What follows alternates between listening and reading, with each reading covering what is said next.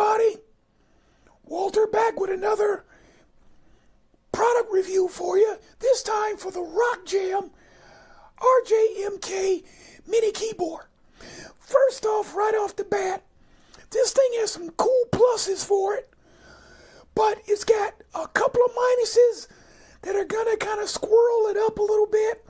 But nonetheless, overall, RockJam actually did a pretty good job on this, but they dropped the ball in a critical area. So I'll go through the features of the unit so that you can see what you're getting. But let me say right off the bat, this unit is it is way under $100. Way under it. So for what they were working with, they actually did pretty good. I think it's just a matter of tweaking to make this be one of the most outstanding mini keyboards that Amazon would carry. So let's go ahead and get started. First off, the keys on here. At first I said, I don't like that gray and black, but you know what? Your eyes get adjusted to it pretty quick, and so it doesn't really bother you much. Another thing, this is a mini keyboard. As you can see, 2/3 of the keyboard is covered by my hand, but the keys on here have good size. I can still play them. Now I'm going sideways, which kind of makes it a little more difficult, but nonetheless, the keys on here, these are nice feeling keys, decent springy action. There's a little bit stifferness to the sharp keys as opposed to the flats. But I monkeyed around with this a couple hours yesterday, and I've been playing with it again today for a couple hours. Your hands actually, once you play it the first time, the springiness feels pretty good. It's not mushy. It's not super stiff. It's firm. That is the best description. It's firm. So it actually feels pretty good. So over time, as you break these keys in a little bit, because keys do break in just a little bit over time, you should still be in great shape. And you can kind of hear me pushing down on the keys, but they're not loose. They don't wobble. There's a little mechanical action, but it actually, for a synth-weighted keyboard, especially in this price range, thumbs up. They did a nice job on the key bed. Joystick. This joystick on here is nice too. Little, about the size of a dime on top or a penny. You push it up, you push it down, pull it down, you get modulation. Right, you get pitch bend up, pitch bend down. So it works good, and then you can combo it. So you can do a pitch bend up and then move the modulation wheel joystick up or down to kick in a little modulation. So you can get two actions off of it real easy. And I like that. So that actually works pretty good. And it's got a nice, it's firm but not too stiff. So it works really good. So that'll give you a nice combo action with this XY, because that's what it's called. XY pattern, joystick, pitch bend and modulation. Works really good. The buttons on the unit, they've got that silicone rubber feel to them. So they feel good, and they got a little throw. In other words, you can see it kind of mashing up and down a little bit as I mash on them. So it's got a little up and down action to it. Feels real good. Gives you a nice positive response. And then you can see what you're doing with the display window over here. That is a small LED display window, but you won't be able to really appreciate it on camera. But nonetheless, when I fire it up, you'll see it come on. It's black and white, but it gives a really nice, clear, crisp images on the screen. And it's an LED screen, works great. You've got 8 trigger pads on this unit. Silicone rubber, nice slide to them, but just a little hint of a grab as you go along. So that works well. not a lot of throw to these. There's more motion to these buttons going up and down than on these pads. But that's kind of standard for a lot of drum pad units. They're fairly firm, but these aren't so firm that it hurts to tap on them. So that's a good thing. The dials on here are continuous rotor dials. Left or right, they just keep spinning. And so you can dial in with accuracy the different numbers for the control changes, MIDI note numbers, and volume settings, pan, and all that kind of stuff. And we'll actually program a couple of these just so you can see how it works. Because the thing about this unit that really gets me, that I like, is so easy to program. These 8 pads, you program them off of the button that's up above it. You literally hold down this pad button, and then you just turn the knob to select whatever the option is that you're looking for as far as capability, as far as setting it up. But now, it doesn't go real deep because there is no software for this RockJam. You control everything and set everything up using the dials and the function buttons and your little screen. But since this unit costs way under $100, I'm not faulting them for it not being very deep. Although I didn't really get much in the way of velocity setting for these pads. Basically speaking, you got a pad level over here. And when you hit that button, it gives you the full 128 increment steps of velocity. So it's either turn that on and you get full velocity no matter how hard you hit the pads, or you turn it off and you get the velocity that you would achieve from how hard you strike the pads. That will be fine and dandy, except for one thing. When you strike these pads, the velocity, you really have to hit them. That's the real killjoy of this unit, because the box, the case, it's nice and sturdy and firm. It only weighs about maybe 2 pounds, but it feels real good, feels real sturdy. The construction on this RockJam RJMK mini keyboard is nice. Everything about it I like is nice, especially considering it's a meat and potatoes MIDI controller. But I like it. But these pads, that's the big minus. But let's fire it up. Now, this does have a battery in it that charges up when you connect it to a USB-C connector and hook it up to your computer. You can also use an external one as well, a power supply, and hook that up to it. It's in the owner's manual, but you can charge it up and work it off a battery. I like to plug my stuff up. It does have Bluetooth, but I like plugging my stuff up. So let's fire it up. Let me show you the back panel on here so you can see the input jacks. So you get the power switch. This is a battery-powered unit, so it can run off of the internal battery that gets charged every time you plug in the USB-C connector. And it does come with a USB-C connector cable, so you can plug it into your computer. It connects and gets recognized automatically by Windows. I'm using Windows 10, but it works just fine with that. And so it should work with Windows 11, and it also works with the Mac because it's MIDI standard plug and play, basically speaking. It also has an 1/8 inch mini jack connector on it for external MIDI connections. So you can actually hook to a mini jack. It doesn't supply it with the unit, but you can hook up an 1/8 inch MIDI jack that has a standard female connection on the other end with the 5-pin DIN connector, so that you can hook this directly into a MIDI keyboard or drum machine or other MIDI device they use this standard MIDI input-output jacks on it, which is real nice.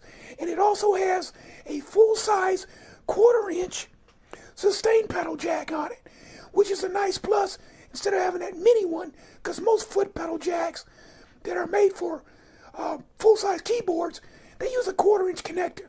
So it's nice to have that pedal jack on there for sustain.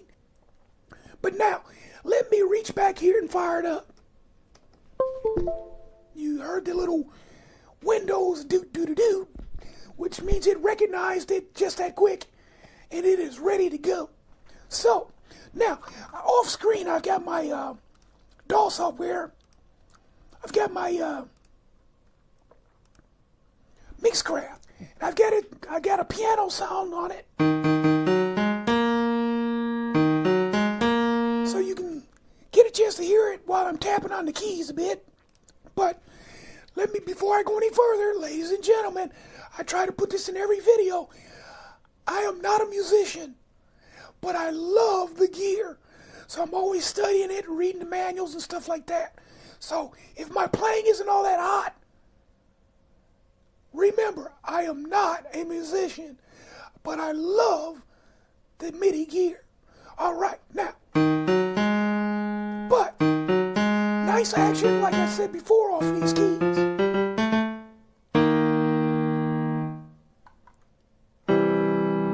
Nice action. You got transpose keys, buttons right here, so you can actually go octave keys up here, transpose keys right here. So octave up, octave up, octave up, right there. Now, if I hit both of these at the same time, it does not recenter it. I have to walk it back down.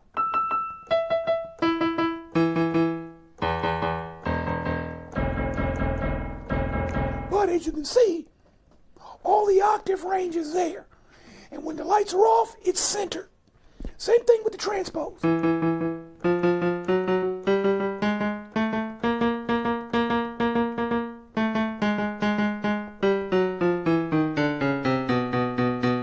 So basically it's 6 steps up,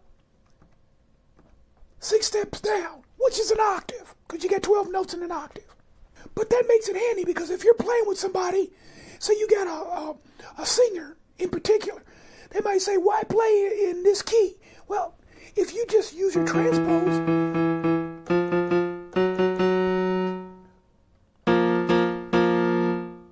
bring it back down, bring it down. You can transpose your keyboard 6 notes up, 6 notes down to match the singer. So then when you play the song, you don't have any problem. Now, if you're a professional musician, you're trained, you're a very highly skilled musician, they can play in any key. It's just built into their mind after a while, and their fingers, how to play in different keys. But for somebody who doesn't play in different keys, the transpose buttons and the octave buttons come in real handy, especially that transpose for matching the tone of a particular instrument or singer. And then the octave buttons come in handy for as well. Plus, stop and think about it. If I switch off from the piano to the drums, and I play these keys, that's the tom-tom. But hit the octave button.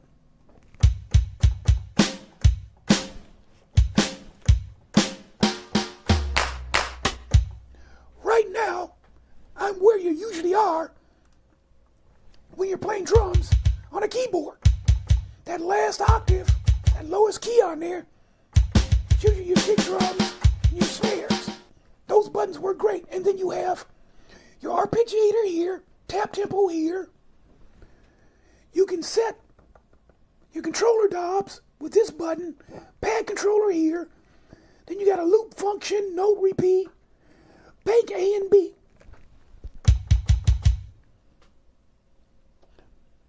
And then you've got full level here. The bank A and B buttons pertain to the buttons, the rotary knobs, and the pads. So you can have 2 kits set up on the unit, stored in memory in A and B slots. Okay, but we can play the drums off the keyboard because some people, I've seen guys and gals who can play the drums on the keyboard and they're using all 5 fingers. They might even use 10 fingers. And they're playing all the drums just like it sounds basically in a kit. You know, a real drummer would play, which is really cool. So if you got that kind of skill level, using the keys probably work good. Now, the pads, as I said earlier, the big problem with these pads is the lack of sensitivity. Now, I'm hitting on the pads. Now, the little window, I'm blocking it, but the little window shows the velocity. Let's see. So you can see how that window is moving? You got the progress bar. It shows you the velocity that you're hitting, but I gotta hit it kind of hard because I'm sure you can probably hear the sound of the thump of me hitting this pad as well as hearing the sound.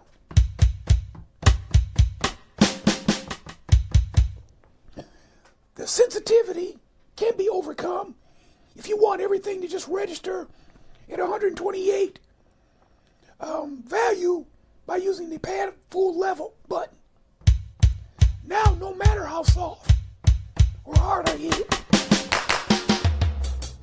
everything is going to come out even.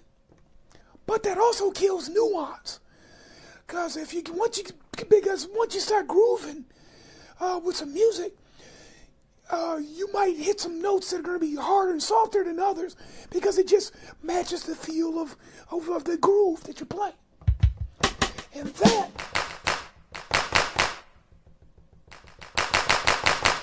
is hard to do. You really have to hammer these pads. You really got to hammer those pads to get any reaction. And that's the one big gripe I have about this is the pads. That is what is killing this unit, is for me giving it an ultimate 5 stars, because everything else about it I like. Let me show you something. I'm going to go pad bank B because that's going to give me different sound. I already set pad bank A up, but I'll set up pad bank B. And so there's 2 ways to do this. I can set up, I'll hit that first pad there.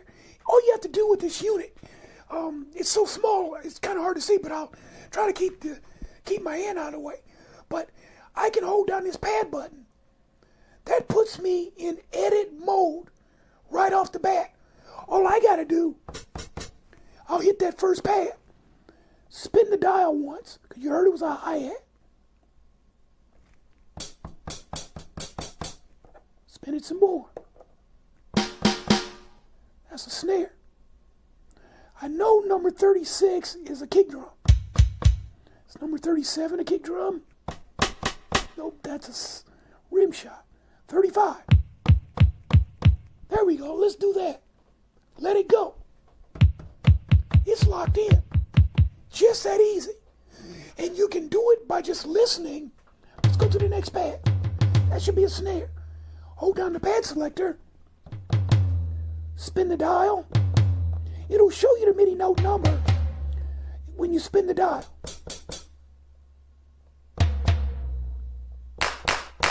Almost there. There we go. Let it go. It's in. Just for the heck of it, I got my MIDI drum map. Let me bring that up. I want a hand clap. So a hand clap is number 39 on the MIDI spec. We're going to put that hand clap when we hear that symbol. So I hold this down, and the MIDI clap, let me get that hand clap one more time, is number 39. So hold this down, hit that pad. And really, you don't even have to hit the pad. I'll scroll down, there's 39, let it go.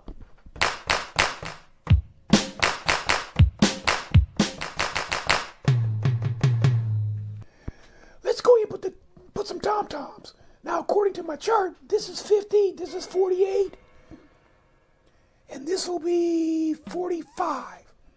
50, so let's go. I'll just spin it. Do it the easy way. 50.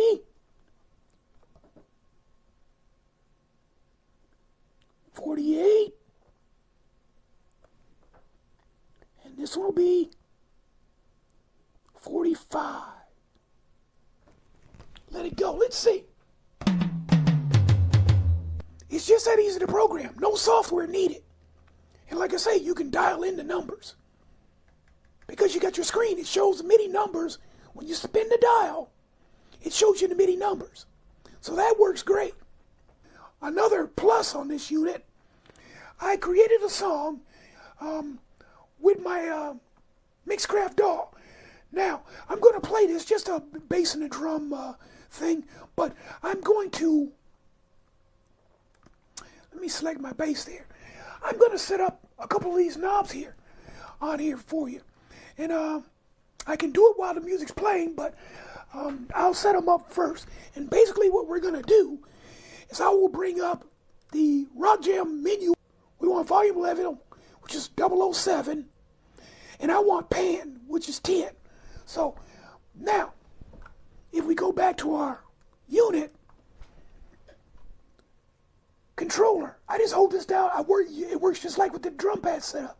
Hold the button down, spin the dial that I want. The numbers come up. And so I want to spin this all the way down to 007, right there. And it shows in the window volume control. So that one's set. Now, over here, I need 10. So I'll spin it until the number gets all the way down to 10. You do have to spin it a little bit. Several spins to get down, but there's 128 steps. And by having a fine spin on it instead of a coarse spin, you don't overshoot. There we go. Now, number 7, I can see it in the window. It says CC number 7. Spin the next one. It says CC number 10. So now, I'm going to play my music, and we'll see if we can monkey around with the mix with the volume control. So let me bring up my Mixcraft, and I'll fire up this little loop. And I'm going to select the bass. And it's selected. Now, the bass will be coming in here in a second. And we'll start messing with the volume. Here we go.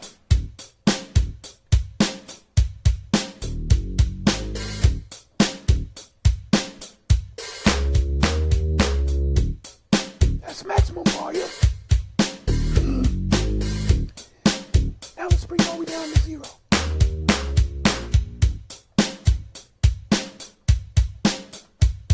As you can see, the volume does work. Works pretty good too. And you see how easy it was to set it up. It's hard to see it. Let me see. I'll go in like that.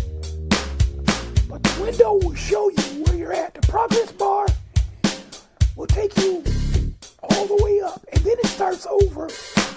And then once it gets to the top, it goes to 127. So on this unit, it's 0, 127. But it's still 128 steps in the MIDI set. Now, let's see something here. The loop just started over. So as soon as the bass starts, we'll monkey with the pan and see how that works.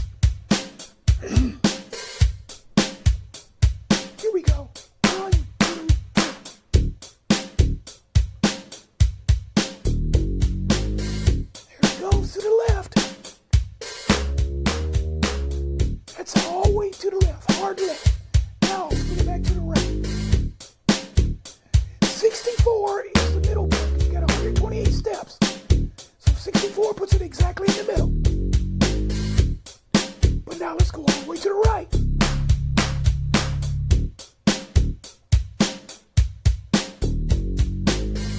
There we go.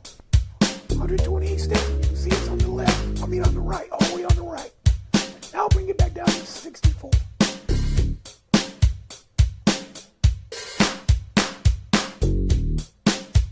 Hey, centered back at 64.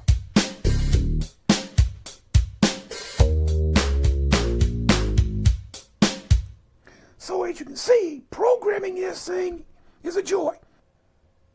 this unit, if the pads work better, as far as sensitivity goes, it would get a full 5 rating, because it may not have deep programming, just up the sensitivity level on these pads, and this unit would be a 5. But since these pads are not very good, I'm sorry, RockJam, I hate to do it, but I'm going to give you a 3. Everything about this unit, ladies and gentlemen, I like. I like it. I love the way the keys feel.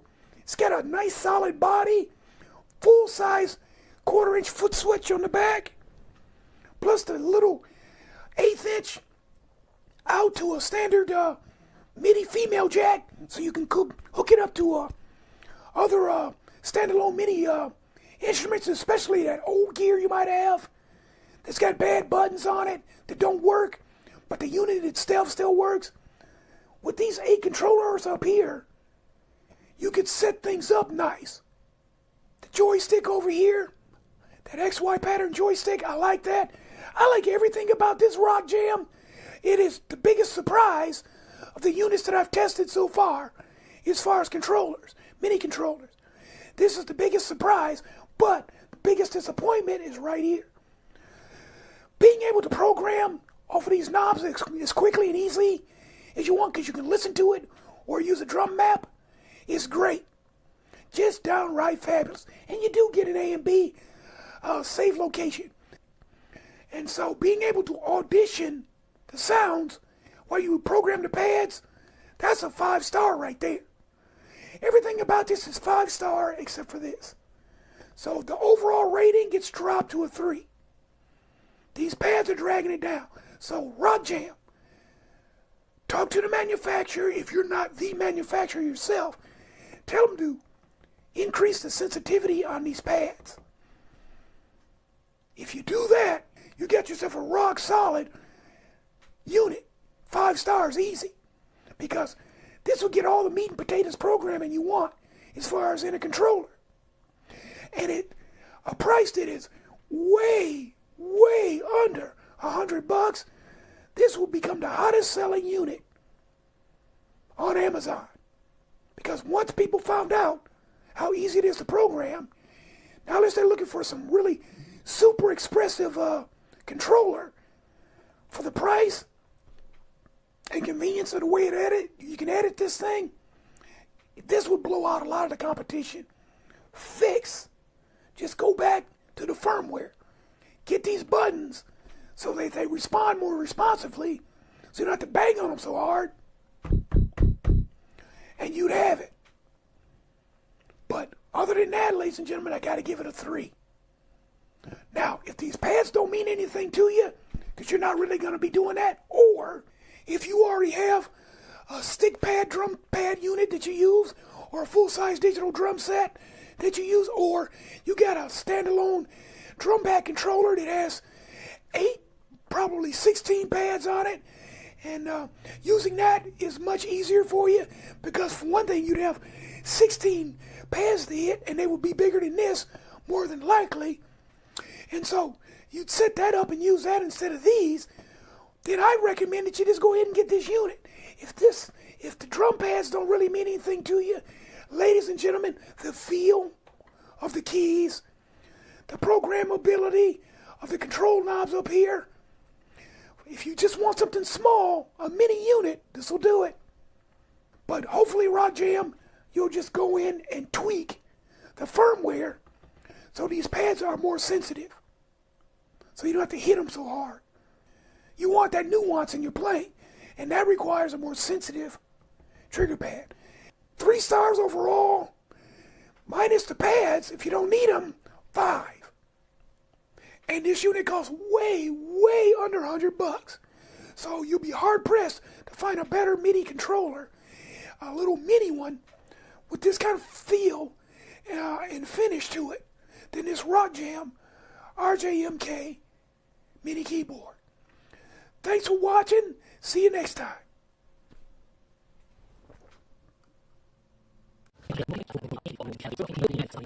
See some sort of way to change them to C values.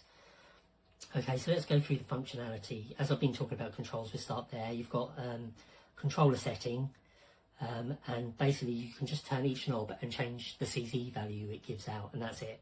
There's no other controls for changing the encoders. And likewise with the pad, you just keep your finger on the pad, press the pad you want, and then you can use the encoder above to change the note number that the pad gives out. And that's it. Unfortunately, you can't change the colour of the lights or anything like that.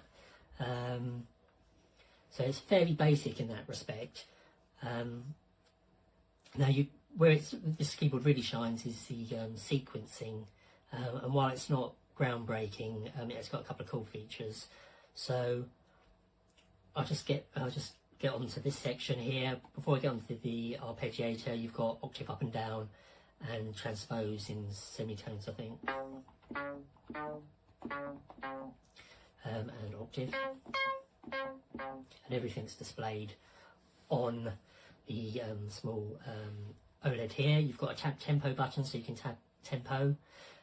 If you keep your finger on ARP, you can change the functions for the arpeggiator. Some are duplicated on the keys and the encoders, I'm not sure why. For instance, latch is, you can turn on and off with an encoder, but you can also turn it on and off with a key.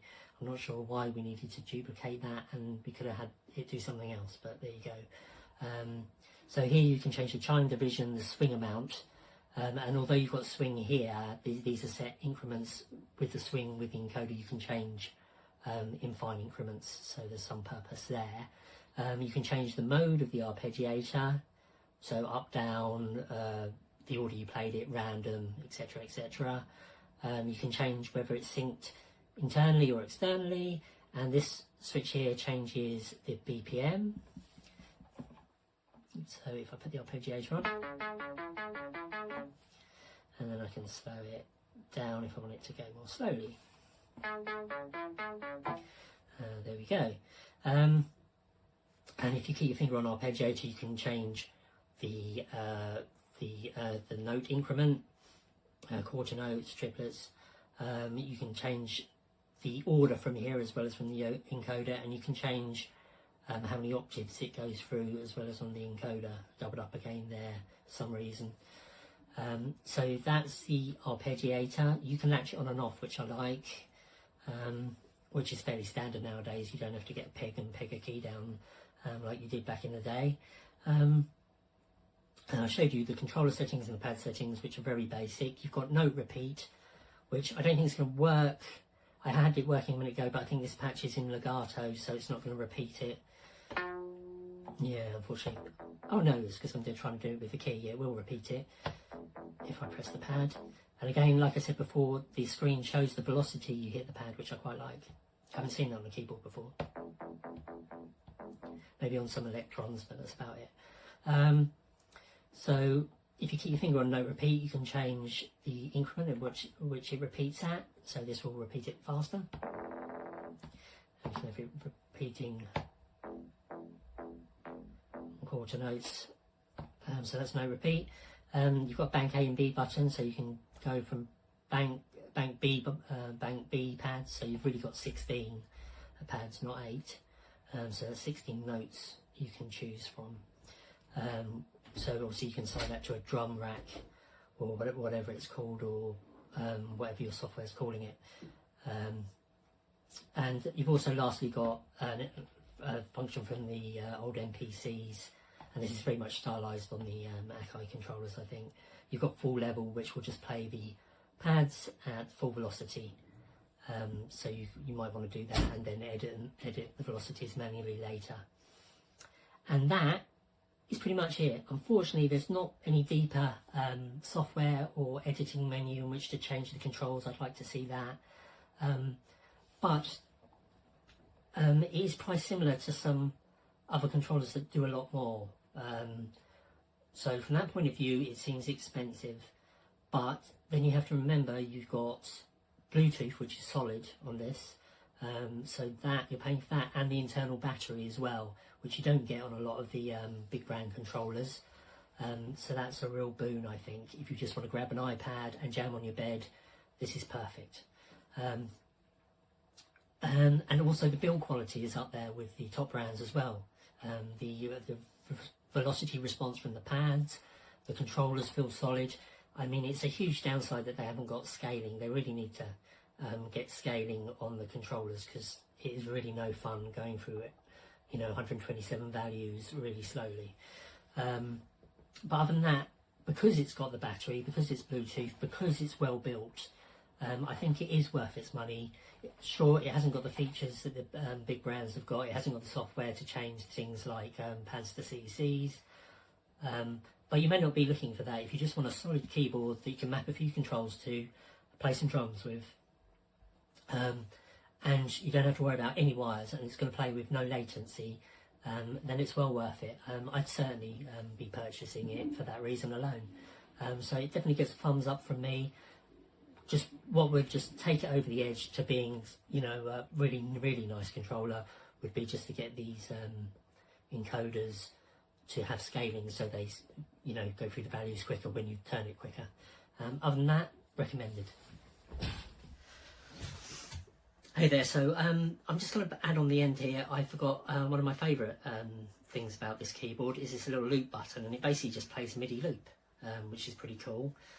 So while your finger's on it, you can play what you want, and when you take your hand off, it will start looping it. So you keep your finger on the loop, and then as soon as you start playing, it will start recording.